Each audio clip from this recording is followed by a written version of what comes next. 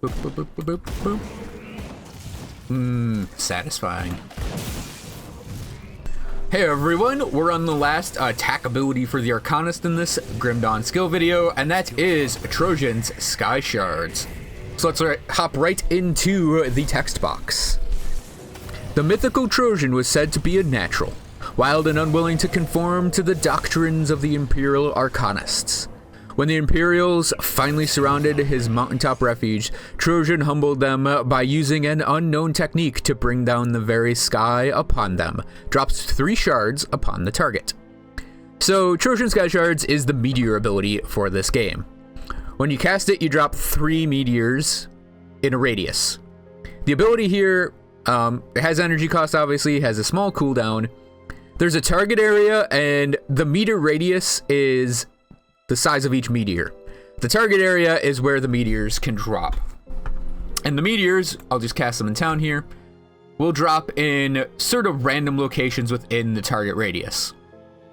This is a blessing and a curse, as are most things that are random, because you see right there, they clustered together really nicely. And that means, like, those two can hit one target, that one would just hit one on its own. So you can actually deal a lot of damage to a single target, if you get lucky. And yeah, Trozan's Sky Shards are pretty much just cold lightning damage dropped on a target. It has 2 modifiers. The first is Frozen Core. The ice trapped within the Sky Shard becomes released upon collision, bathing those near the point of impact with a freezing chill. So Trozan's is, despite being the Meteor ability, is actually a cold lightning ability, which is where we get sort of Grim Dawnified with this ability, in that it's a lightning cold meteor. I think that's really awesome, actually. And the first of these abilities is on the cold side, and it adds frostburn damage, % cold damage, and it freezes the target for 2 seconds. Now in this particular build, and pretty much in most Trozan's related point layouts, I focus on the first ability because you'll get the damage up, and you'll get the area of effect up. Well, the meteor radius. It's always a 4 meter target area, but you'll make the Sky Shards themselves bigger. Frozen Core usually just gets 1 point for me. I don't really care about the frostburn damage as much, and the % cold damage is nice, but mostly Frozen Core to me is about that freeze. And freezing, you know, having another source of it, because obviously you run Electra's Flash Freeze with an Arcanist, but freezing, having a second source of it is really, really awesome. One might say really solid if you're going for the pun. So having it on like a main attack ability is also really nice because you'll deal your damage and, you know, trap the enemies in ice. And then Shattered Star, it's a ways away from the other ability, the other modifier. So Shattered Star, the Sky Shard becomes increasingly unstable upon descent, building up a dangerous amount of charge as it propels through the sky.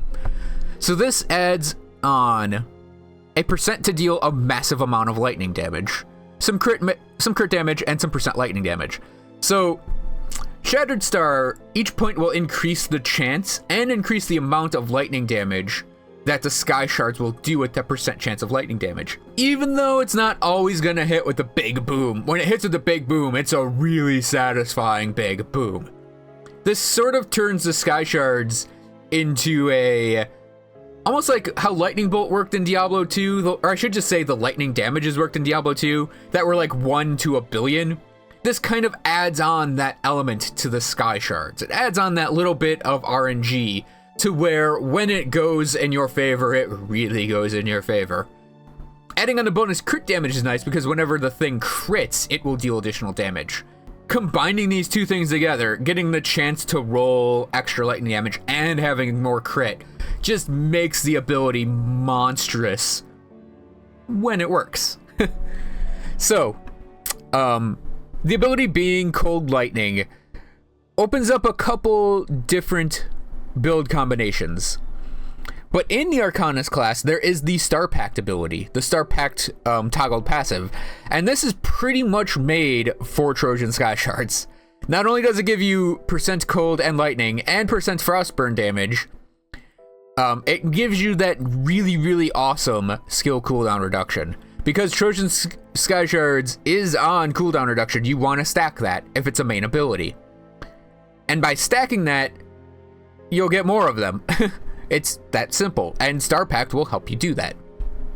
Otherwise, The only attack ability that really synergizes with it is Panetti's, and I could see maybe doing a Cold Lightning build where you're just filling the room with Panetti's replicating missiles and throwing down Sky Shards on top of them. For the cold damage, if you're building cold damage, Electra's Flash Freeze and the Sky Shards obviously mesh well together. Iskandras will support it as well, and this is my Meteor Druid, and he's a Lightning Aether character. So that's the other thing, is lightning damage. And lightning damage you can cross over now with the Shaman or the Demolitionist. The cold damage you cross over with the Nightblade. And there's another kind of weird build that I'll point out a little later, but with the Shaman combination with the Druid, you can very easily combine together Storm Totem and Wind Devil with the Maelstrom modifier on Wind Devil to create this sort of like cooldown centric totem burst character. And this is how I play my Druid, is the character goes in, ticks down his totem, throws out a Wind Devil, throws down the Sky Shards, throws down his Devastation, freezes the room, and repeats that process over and over and over again. And he's very, very cooldown oriented. So if we were to turn on all of his passives real quick, and look at his cooldown reduction, he has 37%, which is kind of a lot, and he could actually get it a little higher. I think 44 was maybe the highest I've gotten it. And with that amount of cooldown reduction, you have your Sky Shards happening in less than 2 seconds. You have your totems happening in about 3. Your Wind Devils happen in about 3. And your Wendigo totems happen in about 3. So you're throwing down all of these basically free damage sources while you're dropping your Sky Shards and while you're throwing down your Devastations. And it's a really, really solid build. Now, I mentioned the Spellbreaker combination also being really solid, and that's true, even though my Spellbreaker is not running it right now. The way I'd run a Spellbreaker, or at least the on paper way I'd run a Spellbreaker, we'd obviously use Electra's Flash Freeze. We'd obviously pick up Star Pact, and I'd heavily invest in Iskandar's Elemental Exchange, because what I would run is Amarasta's Blade Burst. And I'd run Amarasta's Blade Burst because it's cold damage based. And the way I do this character for a Sky Shard centric build, I'd obviously pick up all of our passives here for the Nightblade as usual. I would run Amarasta's Blade Burst with Lethal Assault, and I'd sit there in melee plunking away with this, because building the cooldown reduction with a caster offhand gets your Amarastas really, really, really quick. I think it's every maybe third or fourth attack, you get an Amarasta's Blade Burst. And then while you're attacking whatever it is you're attacking, you can work in Trojan Sky Shards. And with Trojan Sky Shards happening every, 2 seconds as well, you're actually outputting a lot of damage. And you can actually fight at all ranges with this setup too, because you'll be dropping your Sky Shards anywhere you want them, while plunking away with your Blade Burst. You can also dual wield with it. You do lose the caster offhand and thus some cooldown reduction. But if you're dual wielding, dual blades with its cold damage helps. I mean, you could attempt to go down to execution, but for the most part, I'd probably stick on dual blades. You can also, if you do more of a Nightblade setup, you can actually get down to Nether Edge, and Nether Edge also has cold damage. So if you're playing a ranged variation of the Spellbreaker, you can throw out Nether Edge. You'd probably want your Frenetic Throw. Then again, since you can build cooldown with this, you maybe don't want to go for Frenetic Throw and just have the cooldown version of Phantasmal Blades. You could probably get it down to about 1.8 seconds on the cooldown, which is actually not that bad, and then rotate through cooldown abilities. Ring of Frost obviously would be I think an auto include, even though it's kind of a weak version of Electra's. Having them both could be really, really helpful. Elemental Awakening will give you some extra frostburned and cold damage. Blade Trap, I don't know if I'd pick up. And then obviously Merciless Repertoire will give you some flat, well, I should say percent cold damage, not flat percent cold damage. That just sounds weird. And like I mentioned, the passives are really helpful, especially Night's Chill. Hitting Night's Chill on everything and then dropping your Sky Shards on them is just really, really fun. And Nightfall obviously crosses over the cold damage line as well. And I think that covers the Spellbreaker combo. So to me, this is a lesser thought of combination for Trojan Sky Shards, but because of the lightning damage, you can cross over with the Demolitionist. Now I pointed out the Druid build, where you kind of throw down your totems and then work to just drop crap out of the sky on your enemies. And that's kind of how you'd play, at least the way I would play, a Sorcerer Trojan Sky Shards build. I would throw down like my Thermite Mines, reduce the enemy's lightning res, and then I don't think I'd use the Mortar Traps. Mortar Traps are not that great, but I'd maybe throw in some Skyfire Granados as well. And, you know, maybe pelt the area with a round of Stun Jacks. You could maybe use Quick Jacks as well, if you want the spammable jacks, but I would actually consider running the stun version, and I would maybe do the quick jacks with the canister bomb concussive bomb combo to keep the enemies on the thermite mines and then drop the sky shards on them. So while we're in the sorcerer section, I'm going to point out the weapon Warpfire. Warpfire can pretty much convert all of your cold damage to fire damage, and what this means is Trojan Sky Shards suddenly become a fire lightning ability, which means something like Flame Touched becomes even more important to a sorcerer running this combination, but it also kind of opens up some interesting build potential. You can combine together Blackwater Cocktail with Trojan Sky Shards, and your bombs become much more effective because now you can actually gear Fire Lightning instead of Cold Lightning, which will just synergize your build together much, much better. Oh yeah, and obviously you can, in that setup, use the Fire Strike ability, but even if you're just doing the lightning side without caring about Warp Fire, Static Strike is still incredibly solid. And again, it adds on that % chance of lightning damage. So, you can sit there and Fire Strike with your pistols or rifle or whatever, knock the target down, get your RNG on lightning damage there, and then get your RNG on lightning damage here. So you can almost do like an RNG lightning build with this particular setup. So there's one last weird item-based setup I want to point out with Trojan Sky Shards, and that is if you use the Blood Orb of Chthon, it has a passive ability, a toggle passive ability, that converts all of your elemental damage to chaos damage. And not only will this turn, like, say, Panetti's Replicating Missile into a Chaos Missile, it will turn Trojan Sky Shards into a Chaos Meteor. So with this Chaos Meteor, you can combine with the Warlock to, like, say, get Sigil of Consumption as a dot and then drop the meteors on it. You can combine it with Doombolt then, and then Possession affects it, and then Second Right affects it, and you can just combine that together to make this really bizarre, just outputting crap tons of chaos damage with these Sky Shards. And you can actually now do it with Devastation as well. You can do Aether Chaos as a build for this. And just pour out the chaos damage with these Chaos Sky Shards. It's kind of a wonky, weird build, but it'd be an interesting build to do, honestly, with a Warlock. In that case, you would actually want Fabric of Reality built up, I think, because you would definitely, in my opinion, go Chaos Aether as your 2 damages there. Because Devastation works great with Sky Shards, even though the damages don't line up. And converting all that fire to Chaos would actually have the damages line up then, because you'd obviously be converting all of the Cold and Lightning to Chaos. And all of a sudden, you've got, you know, the Chaos Aether Devastation, the Chaos Sky Shards, and then all the Chaos stuff in the occultist side of things, and you get a nice synergized build thanks to one item. So there is a Trojan set, Trojan's Ascension. It's a 4-piece. It's a head, chest, shoulders, and weapon set.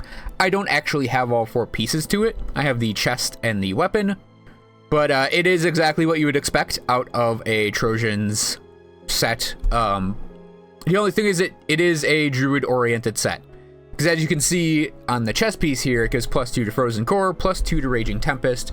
Raging Tempest is the middle ability on Wind Devils, and I believe, yeah, it's basically like Trojan Sky Shards and Wind Devils together. So the weapon has the cooldown reduction on it. I think the hat might have some as well. The appearance is like, it's that standard Grim Dawn coat with the buttons down the front and the pilgrim hat thing.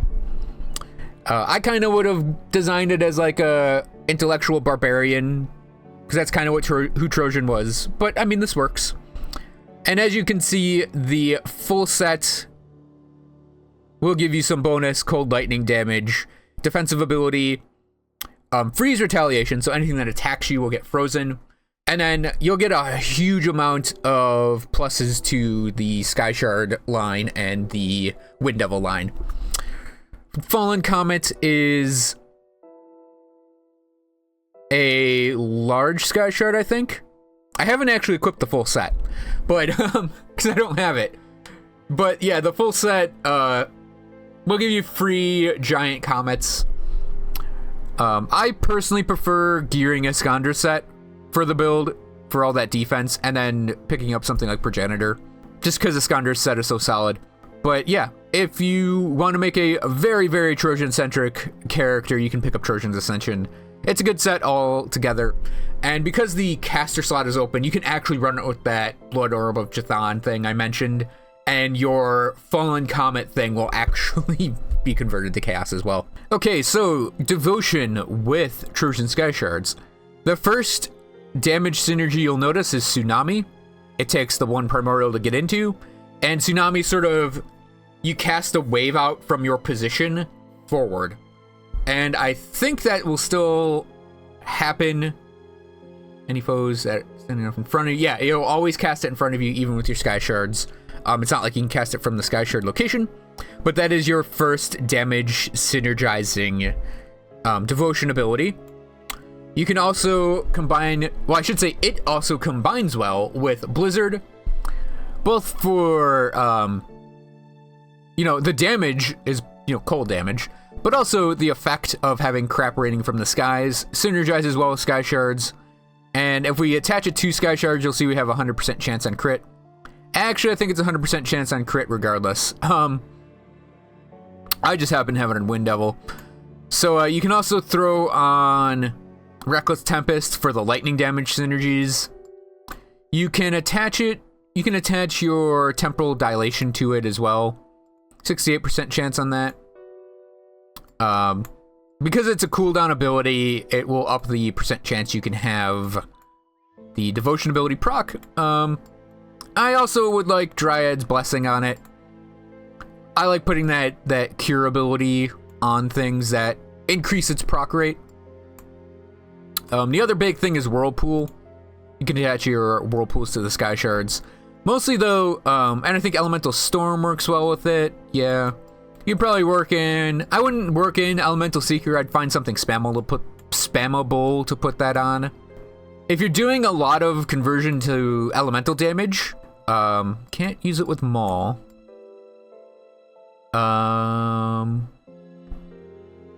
That's passive. Okay, never mind. I was kind of thinking if there's a physical damage ability somewhere floating around, you could attach the Sky Shard to it if you're doing a lot of conversion. But the one I instantly thought of was Maul here, and I can't actually use it with the Sky Shards. But yeah, it's an attack ability, so it's pretty much your standard, like, you can attach most things to it. I would attach something to it that has a less than 100% chance to hit. Like I mentioned, the Dryad's great for it. And it'll increase the percent chance that happens. Alright, so that is Trojan Sky Shards, the Arcanist ability that is basically the game's Meteor ability, but Grim Daunified to be cold lightning damage. So, thanks for watching everyone. I hope you guys enjoyed this video, and I will see you guys next time for another Grim Dawn skill video.